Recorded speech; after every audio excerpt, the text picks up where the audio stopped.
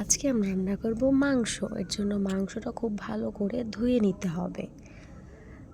তারপরে মাংসটা ভালো করে জল ঝরিয়ে তুলে নিলাম, তারপর মশলাগুলো কেটে কুটে রাখলাম।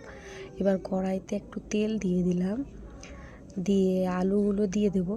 এবার আলুগুলো খুব ভালো করে ভাজবো যাতে লাল কালার আসে। দেখো আমাদের আলুটা ভাজা হয়ে গেছে, এবার তুলে নেব। এবার তুলে নিয়ে কড়াইতে একটু পেঁয়াজ দিয়ে দেবো, দিয়ে পেঁয়াজটা বেশি ভাজবো না, হালকা করে ভাজবো, কারণ বেশি ভাজলে হবে না, হালকা করে ভাজবো। এবার পেঁয়াজটা ভাজা হয়ে গেলে দেখো পেঁয়াজটার ভালো কালার এসছে। এবার মাংসগুলো দিয়ে দিলাম, দিয়ে ভালো করে নাড়াচাড়া দিয়ে দেবো। এবার নাড়িয়ে চাড়িয়ে একটু ঢাকা দিয়ে দেবো। ঢাকা দেওয়ার পরে দেখো কত কালার এসছে। এবার আরও একবার ঢাকা দিয়ে দেবো।